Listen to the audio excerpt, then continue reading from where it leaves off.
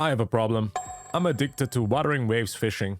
It's just too good. You know, the newest update added so much new content with a new endgame, new weekly mode, or also just new areas for us to explore. But most importantly, I think it now added one of the first features that gives players something else to do, other than exploring, challenging combat, puzzles, etc. Because now they have added fishing in. One of these features that pretty much is in every open world game, in every gacha game pretty much, but now it's also in Wuthering Waves. So my expectations for fishing in this game were pretty low, because most of the time fishing seemed like quite low effort minigames in gacha games. Little did I know that these developers just hit me with something quite impressive right there. I'm also very happy to announce that this video is sponsored by Kuro Games, so thank you for the opportunity. Moving on how fishing in wuwa is just built different. Let's get to the fishing game loop, because pretty much it sounds so easy. You go out there with your boat, you get some fish, you put the fish in the inventory, and you go back to your docking station to sell off the fish. Sounds quite easy, right? But there's actually so much more to this game mode. I want to start this segment off by just saying it's more than just a minigame, because they have thought out a whole system that's coming with it.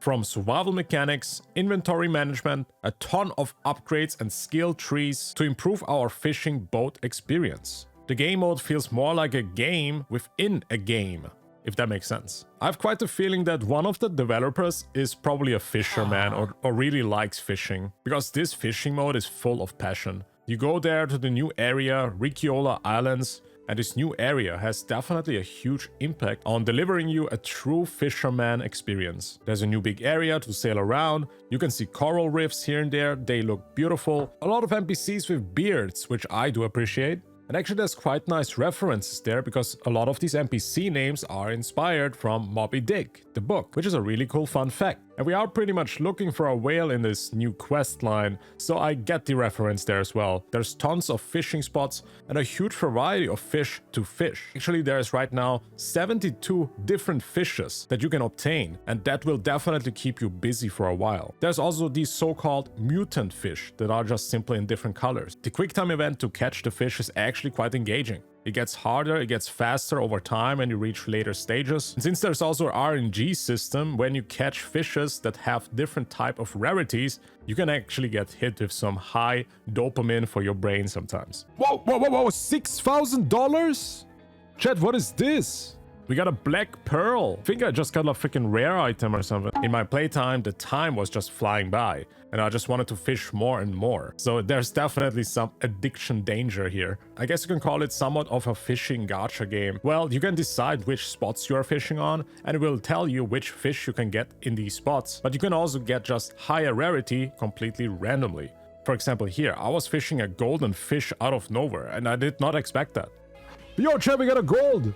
But how about we talk a little bit more about the inventory? Because the inventory itself is quite interesting on its own. You have to make space for fishes. These fishes have different sizes. You just have to be smart about it and place the fish in the smoothest way as possible. If you're a good Tetris player, I guess you will be better at this. I was not really good at this, to be honest. While the inventory itself in the beginning is quite limiting, it just motivates you to play more so you can obtain more fish and increase the cargo space. Every fish has its own size and price, so pretty much you have to be smart about it. It definitely gets easier if you have better upgrades, which makes sense, of course. Most of these fishes look really cool and cute, except for this one. I think Kuro Games has a bit of explaining to do, and I haven't even touched up on the upgrades yet that you can get with the boat. There's now character upgrades that will simply just give you more rewards when you sell the fish, but the skill tree that is actually for the boat has so much more to offer. You have to collect some materials, you get some rewards from quests and events, and then you can spend the currency that you get and the materials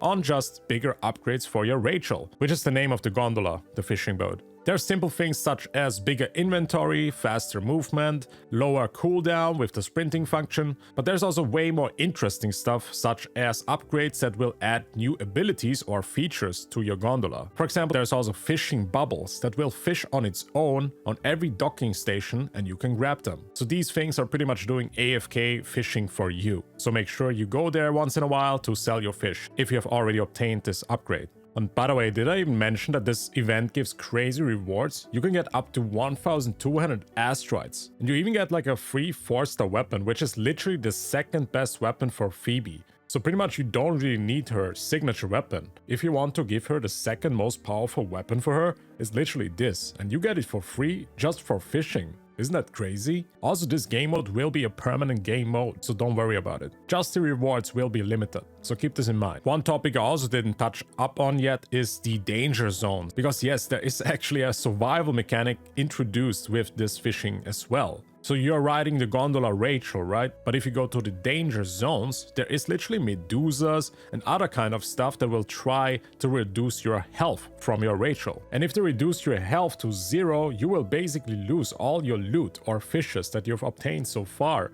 and you will be respawning to the dock. So it kind of will remind you of maybe like extraction shooters or something like that. Which means you also have to be careful around these areas. But since these areas have actually the best rewards, so high risk, high rewards kind of spots, it will be quite smart to do this later in the game, because there you will actually get the best fish with the best price. But I'm still not done with the fishing feature. I still have to get so many more upgrades, and I also didn't finish the questline yet, because this fishing feature has, I think, one of the best introduction into a new game feature. The quest itself is actually quite funny. For example, this guy is in love with a fish. How did this happen? Well, that's for you to find out. The fishing game within Wuthering Waves hit me unexpectedly hard. I did not think it would be this fun. And honestly, I would not mind if they could add more fishes in the future or expand on this fishing feature as well. Just give us more fishing, to be honest. But that's pretty much it with the video. I appreciate you all for watching. If you enjoyed it, give this a thumbs up and subscribe to the channel. I will see you in the next one.